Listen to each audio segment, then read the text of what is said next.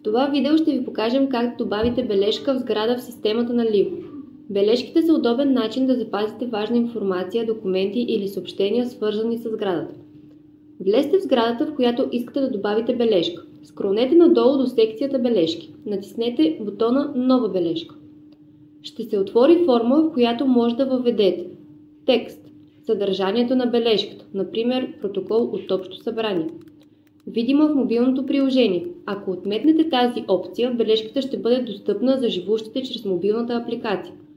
Представителна. Ако активирате, бележката ще се вижда на началната страница на сградата.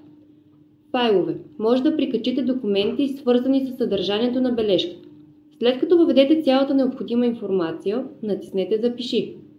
Бележката ще се появи в списъка с съществуващите бележки в сградата. По абсолютно същия начин може да създавате бележки за конкретен обект в сградата – апартамент, гараж или друго помещение. Това е удобно, когато искате информацията да е достъпна само за собственика или ползвателя на конкретния обект.